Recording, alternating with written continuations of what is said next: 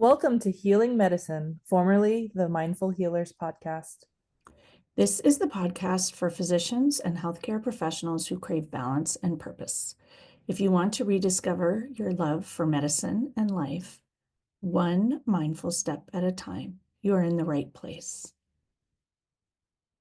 We are Dr. Jessie Mahoney And Dr. Nichang Liang, physicians who bring decades of experience in physician health and wellness and leadership to the wellness conversation. Like so many of you, we felt the exhaustion, the disillusionment, and the weight of a career that demands so much, often at the expense of our own well-being. In this podcast, we explore mindfulness, mindset, and real, sustainable health and well-being strategies. Not as another task to add to your plate, but as a way to experience medicine and life differently. Each episode dives into practical strategies, coaching tools, and real conversations to help you feel more present, fulfilled, and in control. When we are healthy and well, we become powerful agents of change. If you're ready to break free from exhaustion, cynicism, overwhelm, feeling ineffectual and stuck, and rediscover joy and presence, you are in the right place. A life and a career that truly fits you await. Reminder that nothing in this podcast is medical advice. Why can't they? Why are they doing this to me? Or why are they doing this to them or us? Maybe those questions arise when there's some road rage or traffic that you're experiencing. And then more recently, about some legislative policies and politics of certain actions of our lawmakers. Why can't they? Why are they doing this? Does it come up with colleagues, your leaders, your institutions? Do you think those thoughts about your parents or your children or your spouse or your partners or your friends? Why don't they value you? Why don't they appreciate you? Why don't they understand you? Do you ask those questions? Why don't others see the cost? Don't they know that they should care about? Don't they see that? What emotions arise when those questions come up for you? What we're going to talk about today is resisting reality. All of those questions are the epitome of resisting reality, and they have a high energetic and emotional cost. We hope that you will listen to the end to learn all of the helpful takeaways from me and Jessie's direct lived experience, and also to participate in our mindful moment offering that will hopefully help to integrate some of these tips. So, with that, I invite you to a moment of pause before we delve in, because we asked a lot of questions that might have conjured up a flurry of different emotions and body sensations.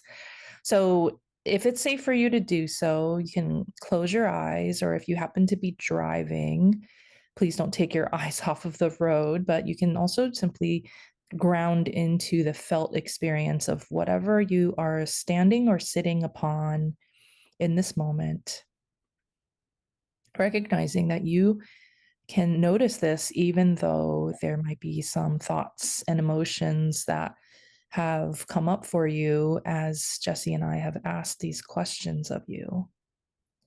Knowing that both experiences simultaneously and concurrently are possible for you in this moment, and resting in what's here now. And as you're ready, blinking open eyes, letting the light back in, just taking a moment to notice how you feel now compared to a couple minutes ago before the grounding practice. So, we wanted to share a little bit about why we actually chose this episode, the origin story, if you will, of this episode topic. And in true to form fashion, this is a little bit of an insider's sneak peek into our process for recording episodes. We oftentimes will ping pong around topics on text messages, on phone calls or Zoom calls when there is a certain life event that either of us needs some help with or to share with each other. And we honestly are very spur of the moment. We're very quite mindful about the topics that we pick. And we only pick the topics to record that feel like there is a lot to say because we just had a lived experience or are currently going through that right now. So it's very timely and relevant for us. And oftentimes these situations inevitably are quite universal for everyone. Ultimately, we are inspired and we feel called to share what we have been experiencing and what we might have hopefully learned from the experience and to share those with you. And in this particular situation, there was a certain piece of legislation that recently passed that lit some pretty strong emotions for me personally and amongst others. I might make that a plural. There were many pieces of legislation passed that have lit strong emotions for many people. And so my thoughts on the reason to record the episode is that I am working with people every day about resisting reality. And it is in moments like this, resisting reality is the natural response because we don't wish it to be the reality. And there are a lot of tools that can help. I also want to record this episode and really lean into the resisting reality because I used to be a professional reality resistor. I was so good at it. And I'm still really good at it. I just don't practice it quite as much. So I've been working on practicing other things. But I notice even recently that while I'm no longer professionally resisting, policies of my healthcare organization and I'm really good at not resisting reality in certain spaces in my life now because I've practiced them. I still have a lot of work to do. And I would say for me, especially with relationships and maybe myself as well. And I think sometimes we think we're resisting the reality of the external world, but we sometimes even resist who we are authentically and the reactions that we have, or the anger that we might have, or the sadness that we might have. And that's also part of resisting reality. So I think it's a really, really important topic. And I think this thought of what can we do? Why do we ask these default questions? How can we notice them and respond in an intentional way that's less costly for us? Can really change your life, honestly. My life is much better now that I resist reality less often. And I do want to offer here, this is a practice. There's zero perfection that's going to come in this reality resisting because it's human nature.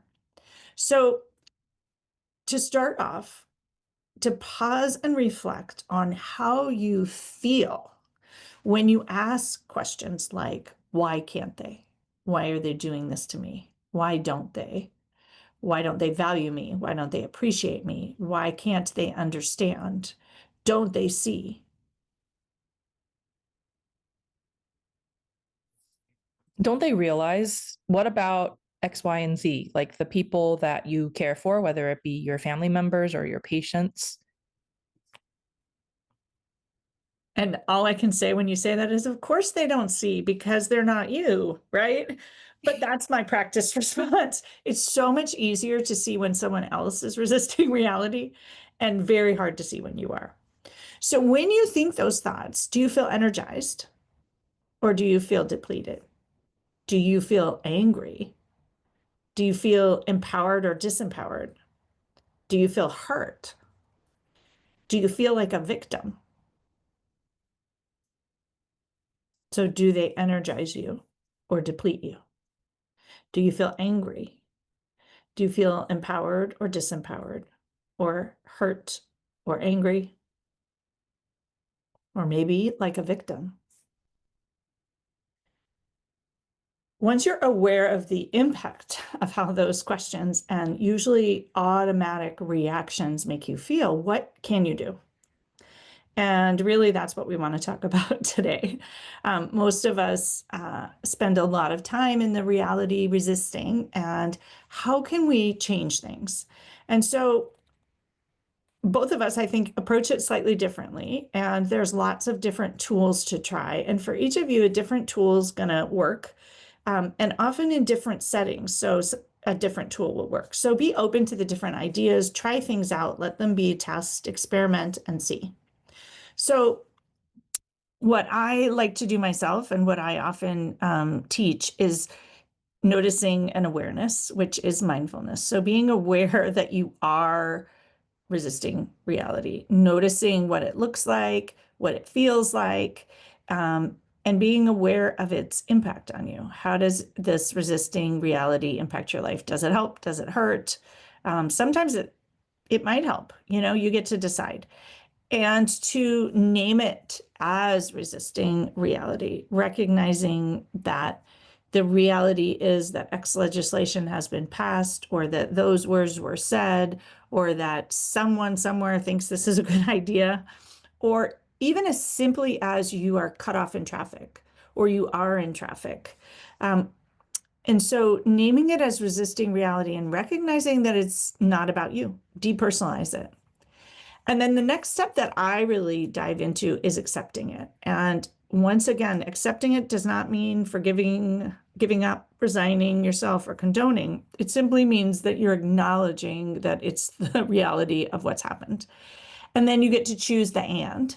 And the and is really two things. I often think about it as one thing, but it's really two things, because the first part of the and is allowing yourself to feel whatever you feel. You might be angry, you might be sad, you might be disappointed, you might be hurt. So it's allowing yourself to feel whatever emotions come up.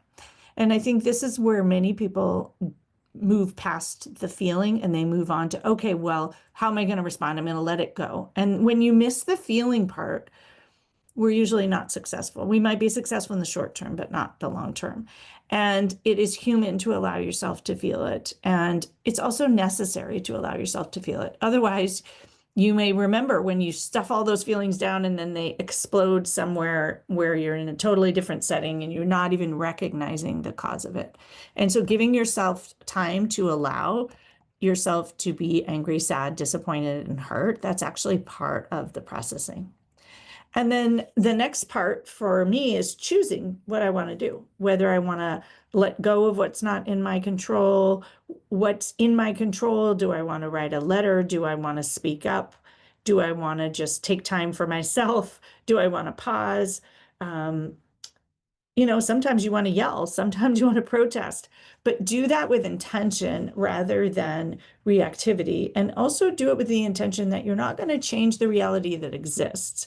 It's what do you want to do going forward? Where's your influence? Where's your impact? And also, where do you not have influence and impact? And potentially, especially in relationships, where's the other person likely to not change? And especially if you think, well, they're not seeing you and not understanding you, they may or may not be able to see you or understand you. And so accepting the reality of that, you might choose to accept and allow them to be exactly as they are. And so I often get the how question. How do you accept it? And how do you feel it? And how do you move on?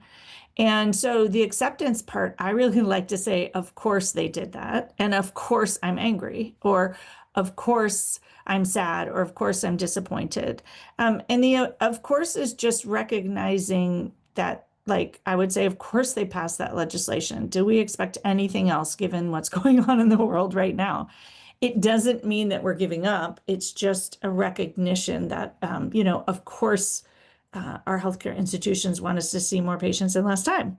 It isn't that they don't see us or they don't value us. It's just, of course, this other thing. Potentially being curious, how interesting that they think this is a good idea. Or I used to love, I wonder how long it will take them to decide it's a bad idea. Or maybe this is needed to get to rock bottom for things to change. I heard somewhere recently that we were all sort of wishing for things to be blown up and changed. And that's kind of what's happening. But we were like, well, I didn't want it to happen this way. But again, it's like resisting the reality of how it's actually happening. I love humor as a way to accept things. So loving acceptance or loving amusement. And then telling generous, funny stories is also really helpful for me. And those stories, I don't even know if they're true, but rather than being angry or resisting reality, telling yourself a funny story about why they might think it's a good idea or what they were thinking, or maybe they're having a bad day, or I find humor can be super, super helpful.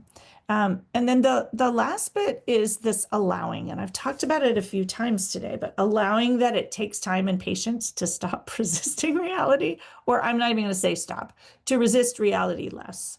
In each event, I will often say, I'm going to stop resisting reality, or what's the point of resisting reality? But recognizing it's going to be a lifetime practice. It's going to take time and patience. And then allowing those feelings like again and again and again. Many of us high achievers and women, we do not like to be disappointed and we don't like to disappoint people. And so allowing this disappointment is really, really uncomfortable. And that takes practice too. So tell me, Yi-Cheng, how do you like to approach it? Resisting reality, what do you do? So there's a lot of overlap, but I'll also mention the acronym that I use that consolidates a lot of what you just shared, Jessie, but maybe in a easy to remember way. So within psychology and mindfulness, there's a teaching called the RAIN practice. So I'm going to actually modify that and I'm going to call it the Rainer practice. So like allow ourselves to be rainers, like allow ourselves to be the thundercloud, to be the storm, to have the choice to dump the water that can bring about growth and crops, to nurture others, to extinguish fire, to alleviate drought. And then ultimately, in terms of like being the storm, it is part of giving myself permission to feel all of the feels just as they are, especially when they arise in the moment without judging myself. And this part is really hard for me. And also trying to have the intention to not judge others. That is something that I've been working on.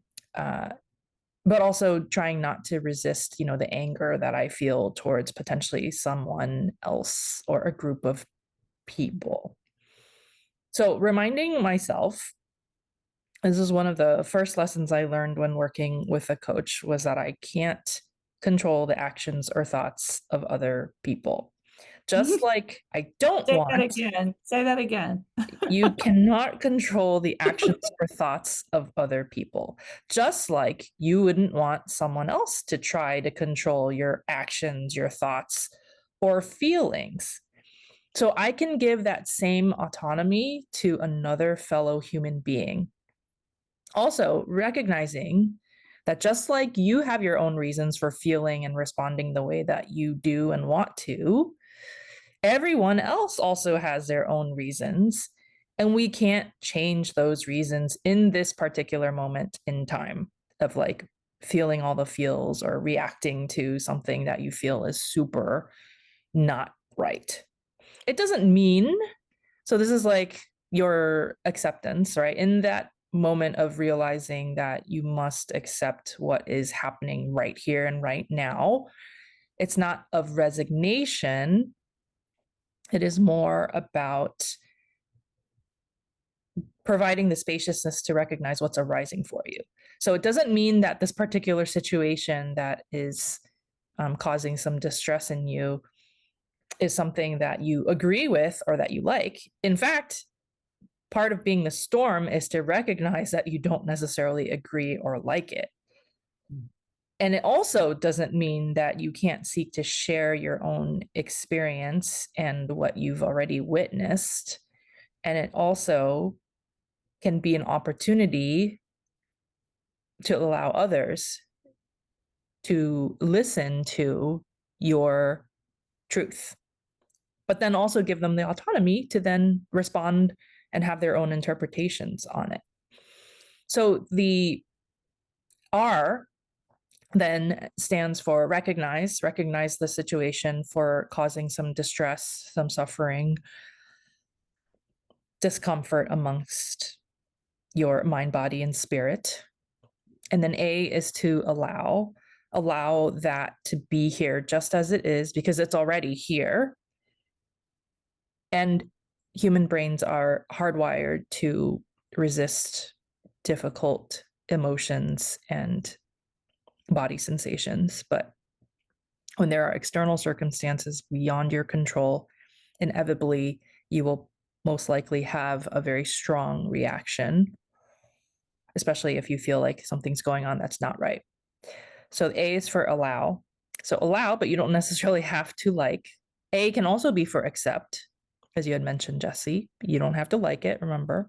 And then I is an invitation to go inwards. So, what are the thoughts, body sensations, and emotions that are arising for you? So, we're going through a circle of experience, if you will, of pausing and checking in about your direct experience of whatever is causing you distress. So N used to be for trying to not take it personally. But honestly, honestly, a lot of legislation sharing that, as a woman of color in a male dominated subspecialty medical field, as an immigrant, um, a lot of the stuff that has been going on in politics feels really, really personal. So that's not necessarily working for me right now. And so I've chosen to instead change that N to nurture. So N for nurturing, like what in this particular moment of distress can I do to share with myself some sort of kindness? Like what do I need to nurture myself in this moment? And sometimes that's going to be just simply going for a walk. Sometimes it's actually taking a moment away from the news. It can be anything in that particular moment that nurtures you in a way that helps your mind, body, and spirit. Sometimes that can feel quite selfish, but actually, it is a really healthy response to have that sort of automatic response of self care built in during moments of distress. And we're not necessarily trained to do that right away. Well, I think So, it's important here too that if you don't nurture yourself and you're below empty or depleted, then you react and you don't have capacity to respond intentionally. exactly. And And that so is, that's why the nurture is critical. yeah. And so that's why it brings the next letter in the acronym of the Rainer of the R is respond with choice. So our brains are going to have automatic reactions and we can notice those reactions. We can use the RAIN acronym for noticing those reactions, but then realizing that there is always a choice in moments of distress. Some of those responses might not be as healthy as you would like, but just realizing that you can choose and reminding yourself that there is actually a choice can be quite empowering, especially in circumstances where you feel like there might not be any choice and there you really can't control these external circumstances. So I like to frame it as how you respond. That is what you are in control of, right? You're not in control of them making the legislation, but you are in control of how you respond. That's the choice. responding with that nurturing, that N in mind, like I feel like I need to bold and capitalize and italicize and underline like the N and the R in the Rainer acronym. So so some of my responses with my choice are to connect with trusted friends and share in my distress and share in my viewpoints and thoughts. Sometimes that is really quite cathartic. Also, sharing with a trusted healthcare professional like a psychiatrist or a therapist, for instance, especially if there's some trauma involved. Then the other aspect is responding with intentional action. So if you find yourself having capacity to engage or have a dialogue with someone who disagrees with you, commit to participating in mindful communication, which means a lot more listening and a lot less judgment, which is very difficult to do, especially in these tumultuous political times. That's an invitation for you too. That's a choice that you can make too, that you can seek out. And I highly recommend this to be done not on social media. Mhm. And not when you're tired and not when you're depleted. And Right, not like but for within success. 24 hours of your initial reaction. Yes, yes, pause, pause.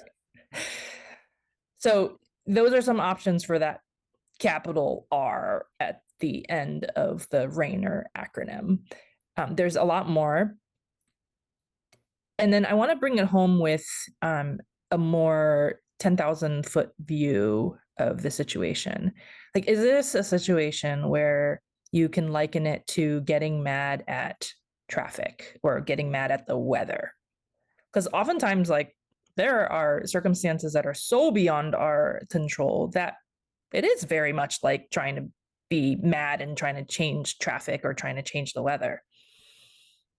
So that's, I think, a helpful question, because I think we can all agree that our time and our emotional currency can be better utilized in different ways than getting mad at traffic or getting mad at the weather. So the other thing that I wanted to bring up is that the capital N highlight bold face nurture is self-care for me, and it's going to be a lifelong journey for me, even as a cancer survivor, to prioritize that, and also to reflect back to our dear listeners that prioritizing and choosing self-care when faced with these tumultuous times is not complacency. It's actually a very, very strong intentional act of resistance, a resistance in the sense of not resisting reality, but an act of resistance against the turmoil and the distress and the fear that a lot of what's going on in the world right now might be intended to invoke amongst those who are marginalized, for instance. Yeah. And sometimes that self-care means prioritizing your inner peace. And so while it might seem on the outside like some sort of complacency or resignation, it's actually a very fierce act of intentional fighting back, if you will, so that you can replete your store, so that you can nurture yourself, so that you can respond in a way that is aligned, that is thoughtful, that is purposeful, that helps not only you, but also those that you care for and those that you love.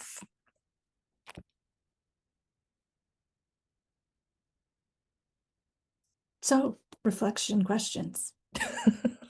We've actually asked a zillion reflection questions today, and this is clearly an episode to listen to more than once.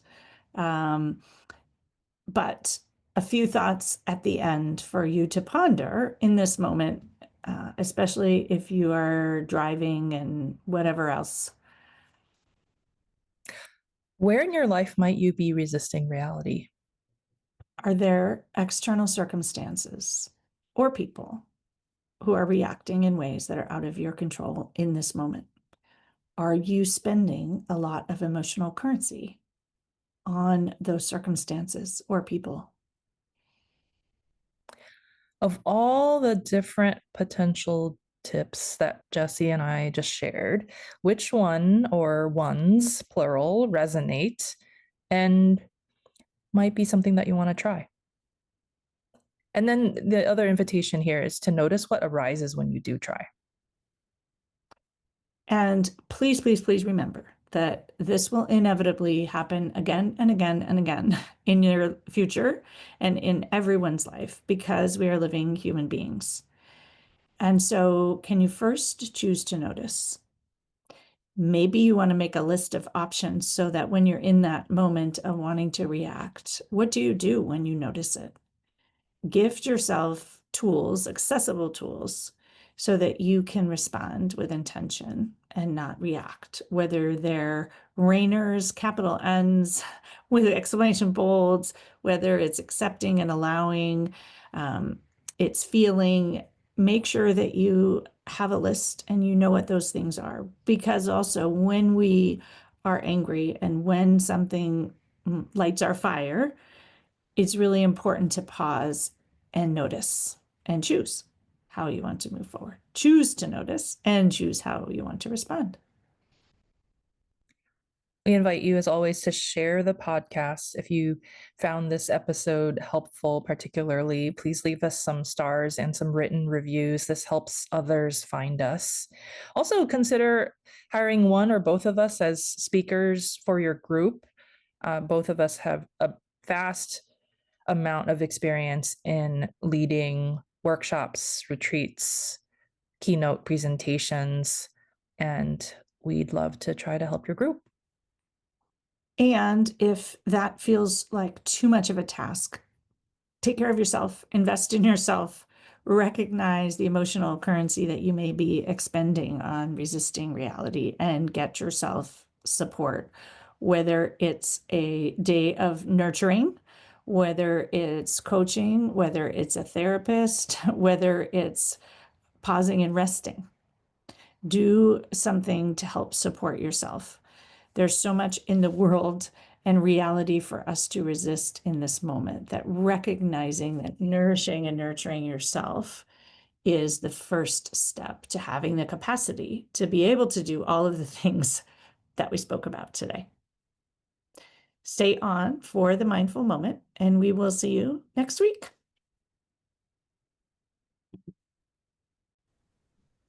Thank you for joining us. Be sure to stay on after the sound of the singing bowl for our mindful moment offering to practice. Please check the show notes for additional resources and insights, and please explore our other episodes. If our message resonates, we'd love to connect further. Please share this podcast with colleagues, friends, and family members. And remember, when you work with us, you don't just consume information, you create real change. We offer coaching, mindfulness experiences, workshops, retreats, and talks. Visit healingmedicinepodcast.com to learn more. Please note the content of this podcast is not medical or life advice. Always participate in our mindful moments safely.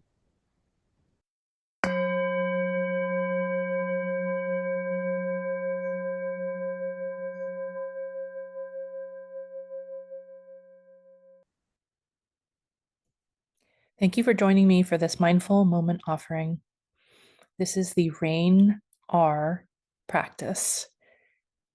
You can use this in times of distress, discomfort, unpleasant emotions, or body sensations. So R stands for recognize. Recognize that a situation at hand is causing some distress that is not comfortable for you. It could be causing some internal turmoil. So R is for recognize. A is to allow and accept.